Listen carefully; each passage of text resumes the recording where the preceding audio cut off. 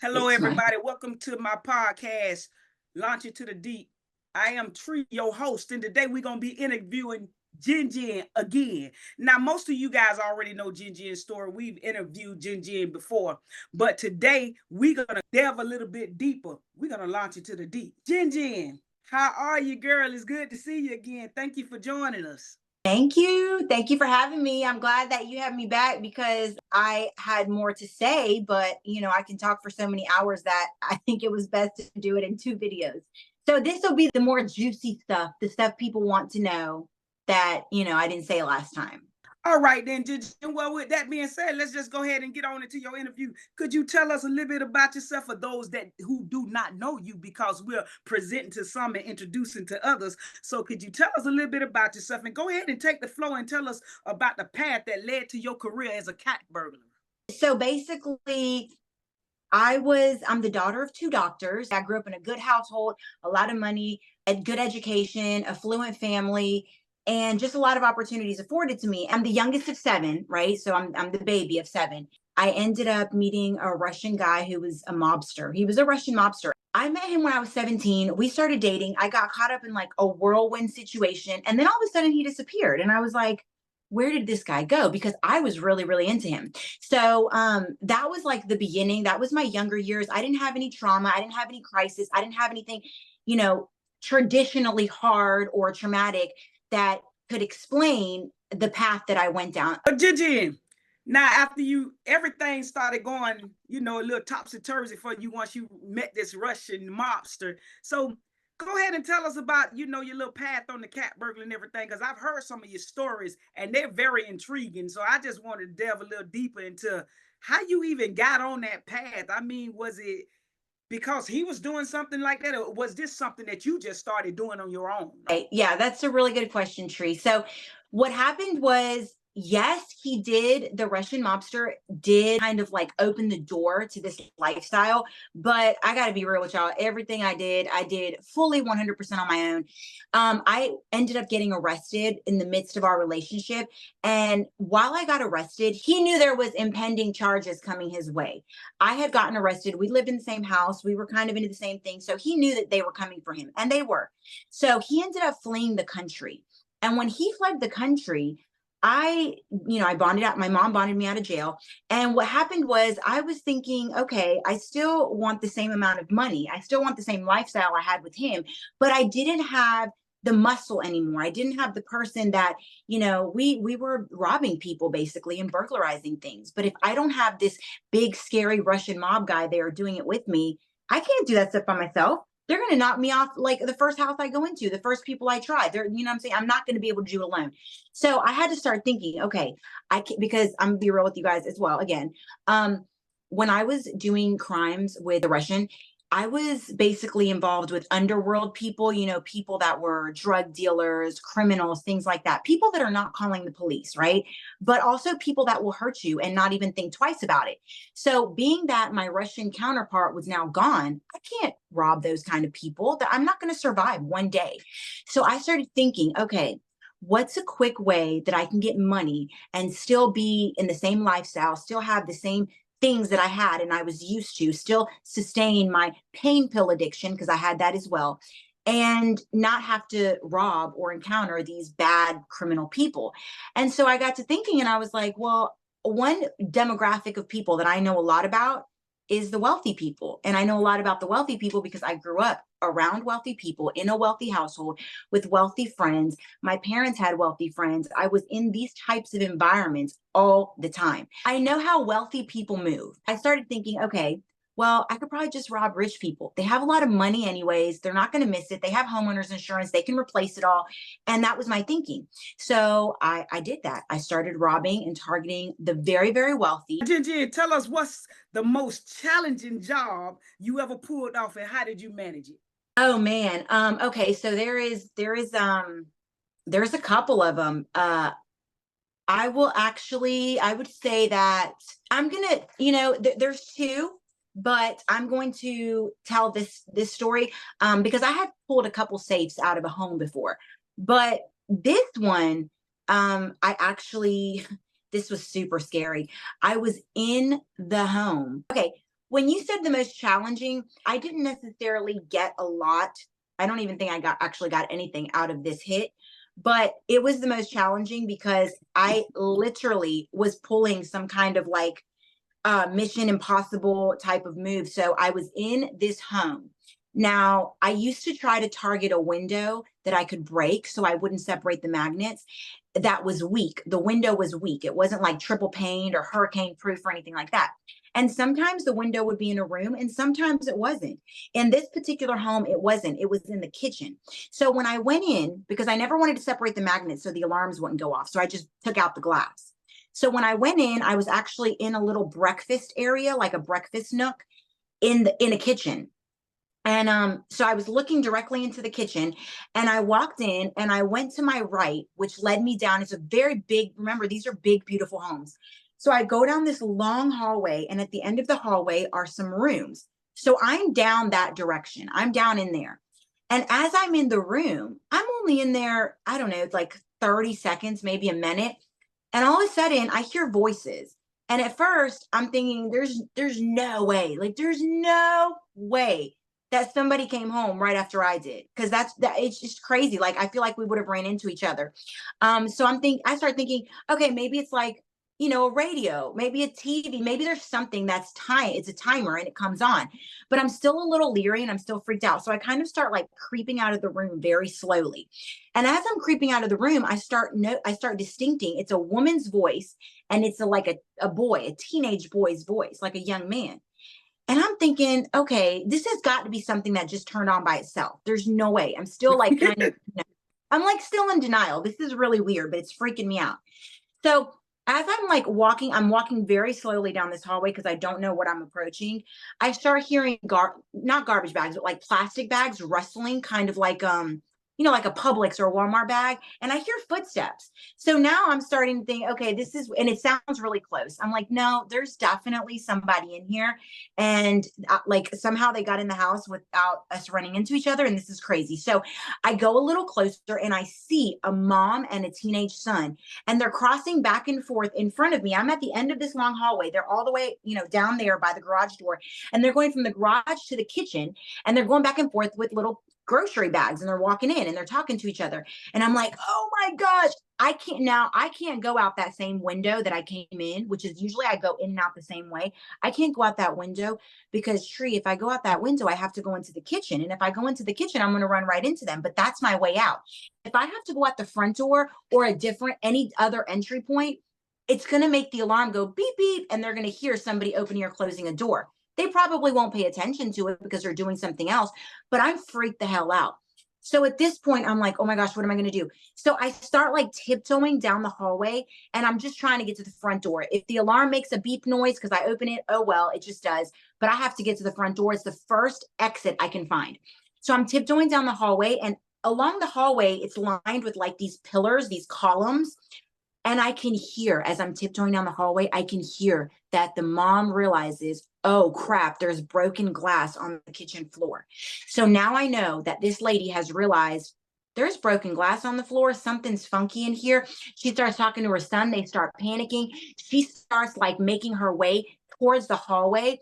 And so she's coming from the kitchen way through the living room. I'm walking down the hallway, just straight towards the door. I kid you not. This lady was on this side of the pillars. I was on this side, and I was like rolling around the pillar. She's going that way. I'm rolling this way. I did this for at least 3 or 4 pillars. I finally make it to the front door. I book it. I open the door. It makes the noise. I book it. I'm running out. I get to my car. As I'm getting into my car, she's running behind me. Hey, stop. And I'm scared. I'm terrified. So I just back up out of there and I leave. So that was like very challenging, very scary. It was a moment when I actually came face to face. There was a couple moments when I came face to face, but it was, man, that thing freaked me out because like I am literally having to go and shimmy around this wall essentially while this lady's on the other side. And one wrong step and she's going to see me. And like, I'm not about to fight this lady in her house. So anyways, it was scary. Oh my gosh, it was so scary. That was very challenging. Yeah. Now, JJ, how did you feel during those moments of high tension? What went through your mind exactly? What went through my mind in those moments of high tension was if this lady sees me and grabs me, what am I going to do? I don't actually want to hurt anybody. If this lady tries to pin me down with her adult, teenage, not adult, but her like big teenage son, what am I going to do? I can't get caught here. Like, I need to get out. And my only thinking really was like, I need to get out. I need to get out of this house. Come hell or high water, I need to get to my car. And that was it. I mean, just get to my car. So had it come to you having to fight, do you think you would have had any way out of that? In my goodness soul that I am now, I would like to say, no, I would not have fought the lady or hurt her. Because I'm thinking in the mindset of me now. However, I'm not going to sit here and say that I wouldn't have, I would have been above throwing a kick or a punch or, you know, something here or there to get out of that situation back then. Because desperate people do desperate things. And I was desperate to get in my car. So yeah, I can't lie. I probably would have tried to get out, but yeah, I don't know, man. I'm just glad God got me out of the predicament and I didn't have to. That's it. That's all I can say. And Ginger, let me ask you this. What led to your eventual arrest? Can you describe that experience to us? I had a very like strategic and methodical way of doing things, you know, from what I was wearing to what I would say to homeowners if they caught me or answered the door. The fact that, you know, I look like a white girl, I'm Hispanic, but that I look just like a very innocent, non-threatening white girl made it to where a lot of people, they weren't scared of me and they didn't take notice when I was walking around their property or doing weird things in their backyard. I'm very well aware that if I was a different gender, a different color, a different size, you know, it wouldn't have been that easy for me. But I used that to my advantage because I knew it. So I had a very, very strategic system. And what ended up happening as far as me getting caught was that I involved somebody else in my, you know, in my web, so to say. And that usually, greed and involving other people is usually what will be your downfall. And it was, because before that I was riding solo and did everything by myself. I met this guy and he had a business which was kind of like a little store, a surplus store, which is similar to a like a Home Depot, let's say. They sold a lot of home fixtures and things like that. He had a machine in the back of his store that was a refinery, which would separate metals from impurities. So whenever you used to drive back in the day, or even now, and you see those signs like in junkyards or pawn shops, and it says, we buy scrap gold, we buy metal, we buy any scrap, whatever. This is the kind of machine he had. And I needed to use that machine because all the gold I was getting, I needed to separate it. When you buy gold here in the United States and it's 14 karat, it's really not 14 karat. It's like 12 or 10. So, and when you buy 10, it's like 8 or 7 because there's a lot of impurities in there. There has to be a process that the gold has to go through to separate the gold from the impurities. And I needed to do that so I could sell the gold by itself at full value price to gold collectors, to antique dealers, to people online, to people that had pawn shops or gold collector shops, things like that. And obviously I couldn't do that by myself. So I went to him and I proposed, you know, a plan that he would do this for me using his machine and I would pay him a cut. He would melt and then give to me 5-ounce gold bars. And these bars I would turn around and sell the 5 ounces to gold collectors, gold dealers, people like that. You know, I'm getting a couple grand off of this little bar, this one bar, and I have multiple bars, and I'm paying him to do this. So this guy ended up having a lot of things that he did illegally. I don't know all the ins and outs of what he did because I wasn't involved in his shenanigans. So he ended up getting caught. The police, they were watching his shop. And who do they see while they're watching his shop? They see me coming and going every week, multiple times a week. I'm never buying anything. I don't look like a laborer, you know, project manager, construction worker. So they're seeing me come and go. And finally, when they arrested him, they were like, hey, who's this girl and why is she coming every day? We ran her license plate and she's had some trouble in the past. Where's her part in your dealings? And he's like, no, she doesn't have any part in my dealings. She just comes, she pays me, a certain amount, whatever, depending on what I do. And I melt down gold for her. She goes about her business. She pays me and we're done. And when he told them that is all they needed to raid my house. And they ended up raiding my son's father's home. They raided the home looking for any and everything they could to lock me up and throw away the key. They didn't find anything in the house, but they did end up finding one necklace in my car. When I tell you these detectives, they came from everywhere. They came from the trees, they came from behind the house, they came in detective cars, squad cars, unmarked cars.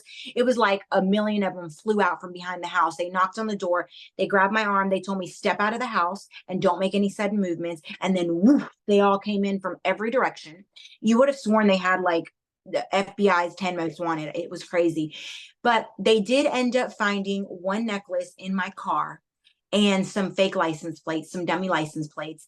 They booked me, they took me in, and they basically said, hey, we know this one necklace belongs to this house, and every other home that has the same type of burglary system, as in the same way that you entered, the same things that you took, we're going to hit you with every single one. So they did. They hit me with over 200 burglaries. It was over $7 million. And I did not cop to any of them. I said, I'm not, y'all can't prove them. And they said, yeah, you're right. We can't prove any of these. And you can go to trial for every single one and you'll probably win.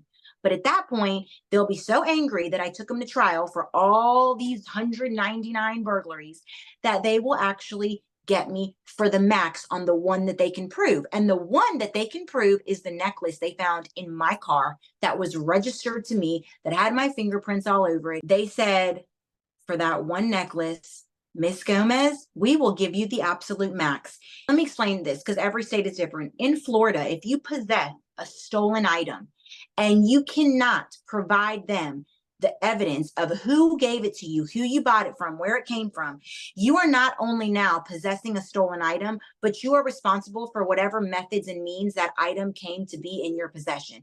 So if you have a stolen necklace, for example, in other words, this is what it means. If I have this stolen necklace in my car and I cannot say, hey, here's the receipt, I bought it from somebody. Hey, I got it from Joe Blow on the corner of 35th and Main. Hey, I found it in this car in this parking lot on this day at 3:10 in the afternoon. If I can't do that, I'm now not only responsible for possession of stolen property and dealing in stolen property, but I'm also responsible for the burglary that was committed to get that necklace. I'm also responsible for grand theft because I went in, the burglary was committed and then something was taken. Burglary is a second-degree felony in Florida. It is 15 years. 5 to 15. But what they were telling me is they were going to hit me with the max. So 15 years for a second-degree felony of burglary. Then they would have came grand theft. That is another 5 years. And then they would have came with dealing and trafficking in stolen property and for having the necklace. And, you know, they would have found a way to say I was trying to sell things. They would have found things online, which they already were. And then that is another additional 10 to 15 years. So they were like, you're looking at just minimum 20 to 22 years. And that's just on that one thing. And you could get off on all the others, but we're going to hang you for this one thing. So what you can do is we're going to offer you a deal. You take 10 years, 10-year plea deal, and we will wipe all of these cases out. They can pat themselves on the back like they got the culprit. They can go tell the victims they got the person. They can close 200 cases because that's all they want to do anyways. Let's be real. And we can all be done with this. We can all be done with this. Yeah, you know they want to close cases, and that's oh it. yeah. Like, good job, we did it. And you can't prove all of these cases, but if you can bully me and threaten me into pleading out to them by giving me half of the time, I'm supposed to get 22 years, but you're offering me 10 if I just say I did all of these.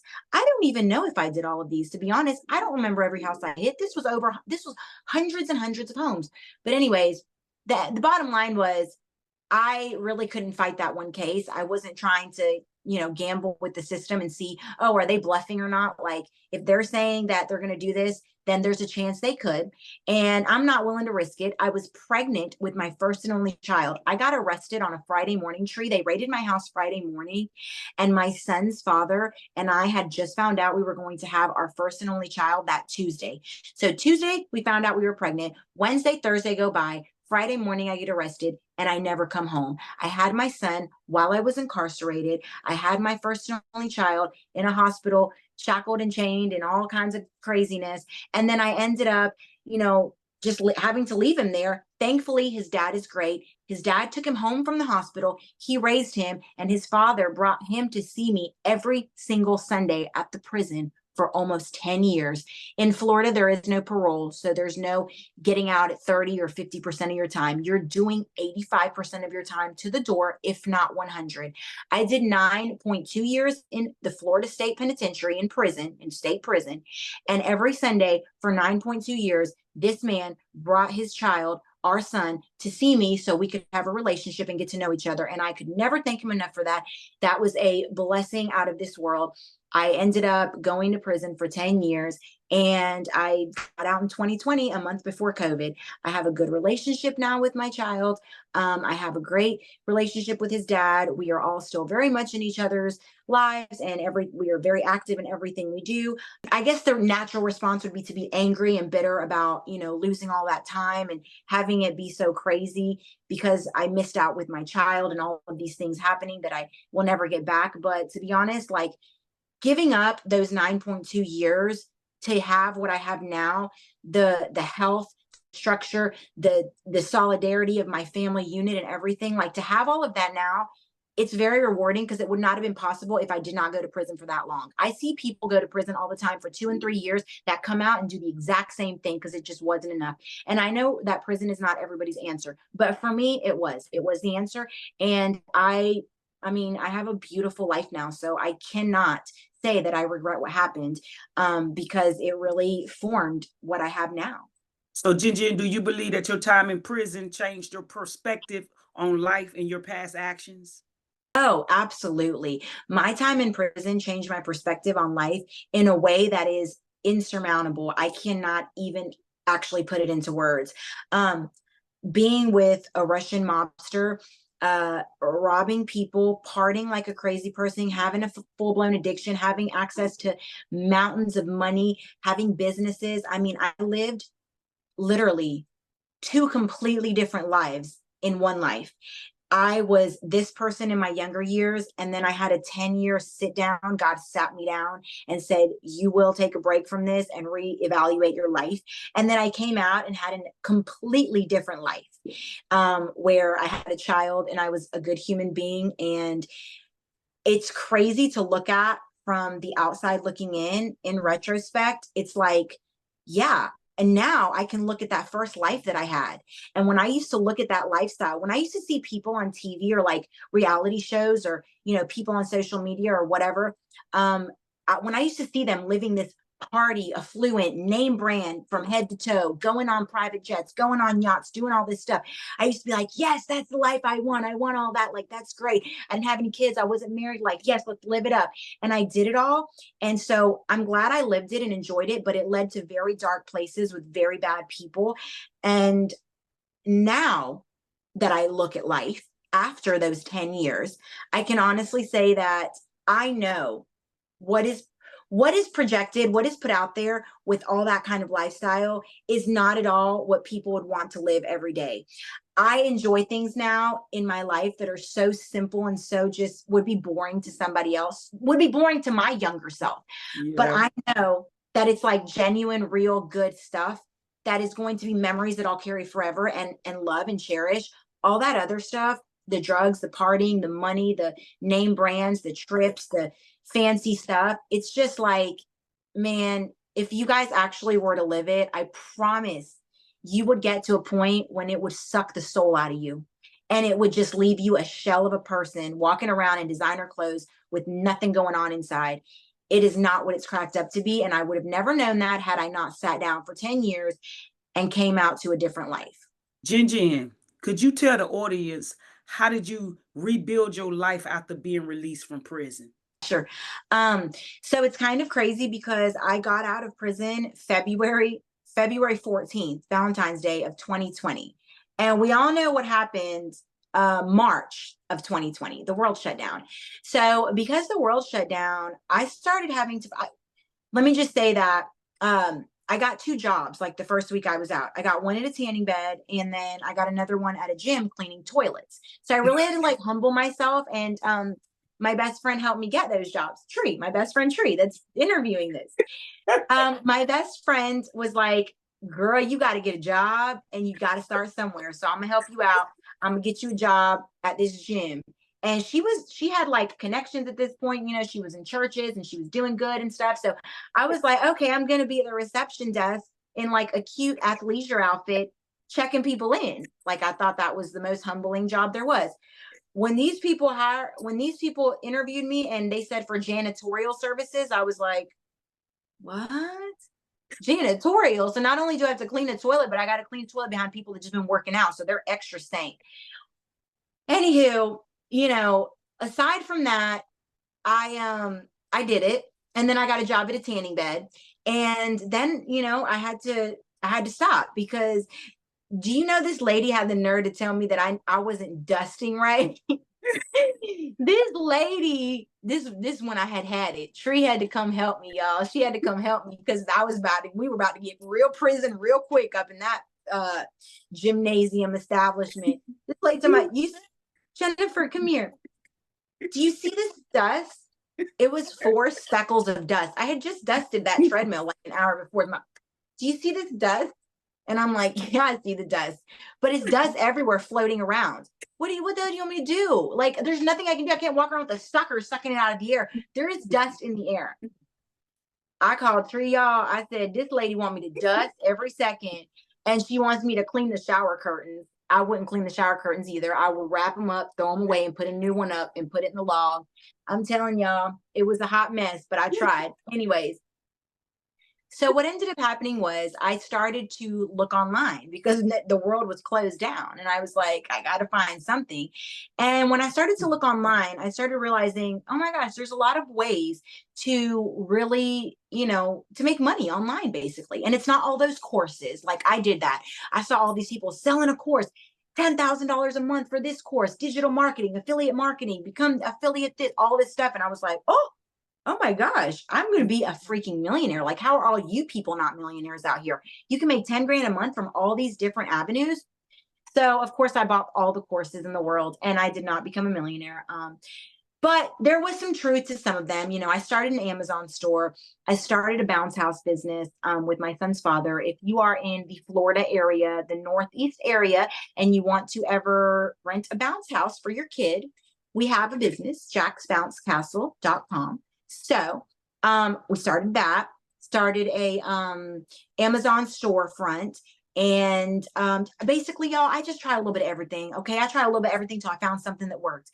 And now I started telling my story because I started realizing that people were finding value in what I had to say. They were finding value in the fact that, you know, hey, she can give us some tips from a burglar's perspective, how to protect our home. Hey, this story is encouraging and inspiring. Hey, if you are, you know, struggling with an addiction or a crime or bad, you know, influences around you and you're making poor choices, it's okay. You can come out of it. Hey, you know what? Crime and addiction, they don't discriminate. They don't only get the foster kids from the broken home with poor educations and low income families. No, they can get the people that have everything, you know, have the silver spoon, quote unquote, in their mouth, grew up with it.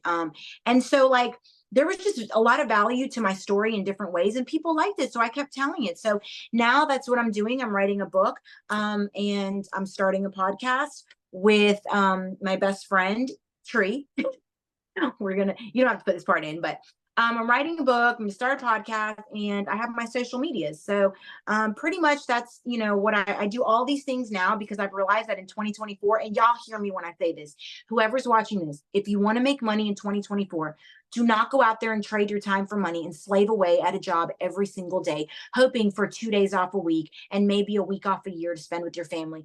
Find yourself 5 different ways to make money. 5, 6, 7, 8, 9, 10 different ways to make a little bit, and it'll all add up. Because if not, you're going to find yourself 70 years old with not a lot of savings and having missed your entire life, and you're not going to get it back. Go find yourself a bunch of different ways to make money, different income streams, whatever they are.